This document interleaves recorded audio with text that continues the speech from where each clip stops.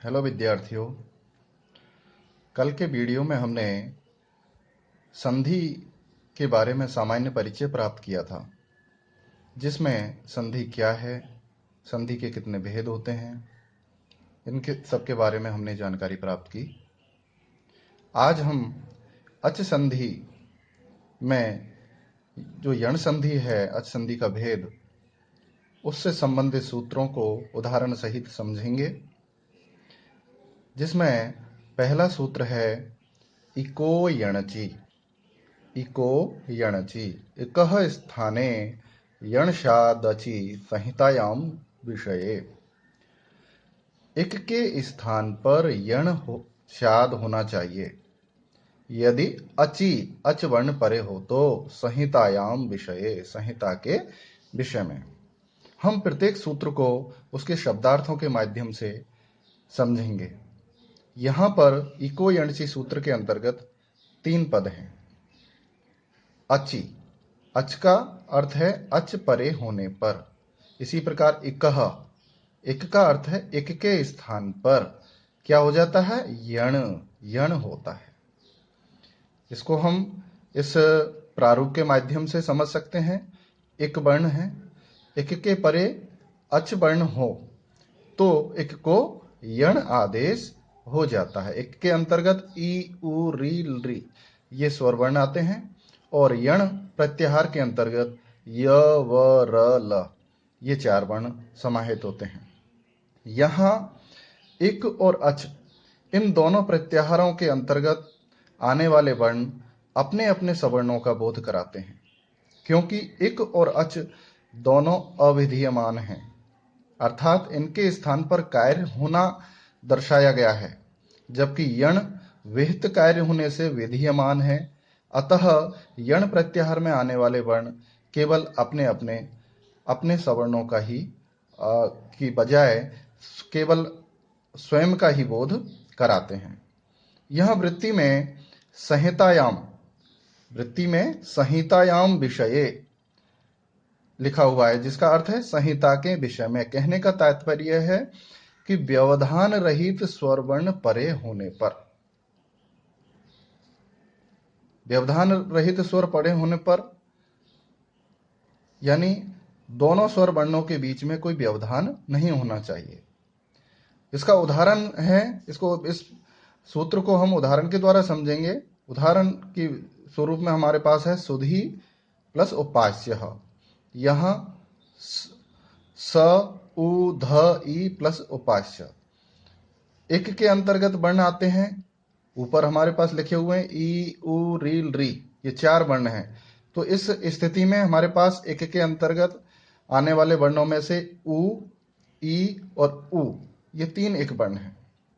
लेकिन यहाँ एक प्रश्न उत्पन्न होता है कि तीनों में से किस एक वर्ण को यण आदेश होगा। तो इसके समाधान हेतु विद्यार्थियों हमें अगले सूत्र की ओर जाना पड़ेगा। तो अगला सूत्र हम देखते हैं। तो सूत्र है अगला, तस्मिन्निति निर्दिष्टे पूर्वस्य सप्तमी निर्देशेन विधीयमानं कार्यं वर्णान्तरेण व्यवहितस्य पूर्वस्य बोध्यम्। सप्तमी निर्देशेन विधीयमानं कार्यं वर्णान्तरेण अव्यवहितस्य पूर्वस्य बोध्यम्, अर्थात जिसका तात्पर्य है कि सप्तमी विभक्ति के द्वारा निर्दिष्ट किसी कार्य का विधान किया जाता है तो वह व्यवधान रहित पूर्व के स्थान पर होता है। इसको हम सूत्र के शब्दार्थ के माध्यम से समझेंगे। सूत्र का शब्दार्थ है तस्मिन, अर्थात उसमें, इति ऐसा, निर्दिष्टे निर्दिष्ट होने पर, पूर्वस्य पूर्व के स्थान पर। यहाँ तस्मिन शब्द का तात्पर्य सप्तमी विभक्ति के पद से है, सप्तमी विभक्ति युक्त पद से है। तो यहाँ व्यवधान से तात्पर्य है कि कार्य में बाधा उत्पन्न करना।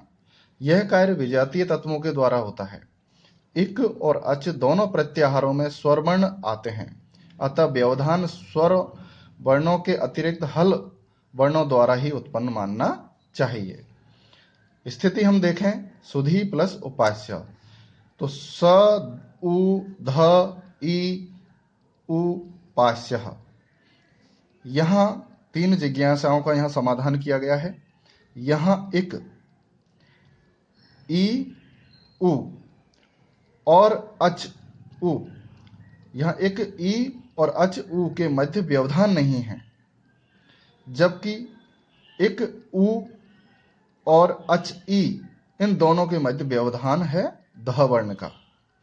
अतः निश्चित होता है कि एक वर्ण ई और को ही यण वर्ण आदेश होना चाहिए, क्योंकि ई और अच वर्ण उ इन दोनों के मध्य कोई व्यंजन वर्ण का व्यवधान नहीं है।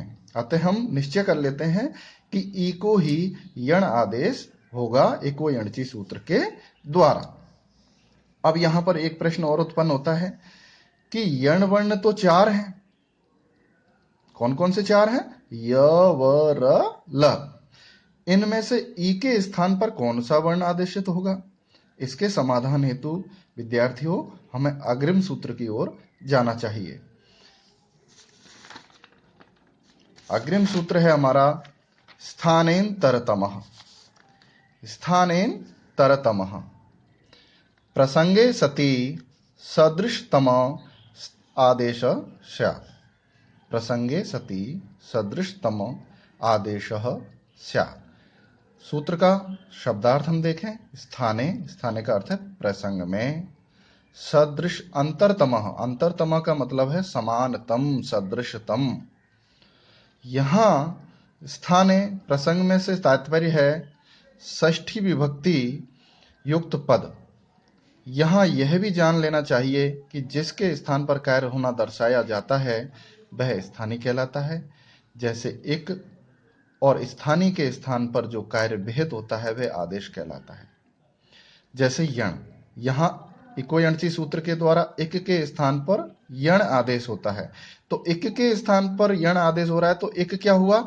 स्थानीय हुआ। और यण आदेश हो रहा है यानी एक के स्थान पर यण कार्य हो रहा है तो यण क्या हुआ? आदेश हुआ। चीज दोनों स्पष्ट हो जाती है, स्थानीय और आदेश। यह विचार करने की आवश्यकता तब पड़ती है जब षष्ठी के स्थान पर एक से अधिक आदेश प्राप्त होते हैं।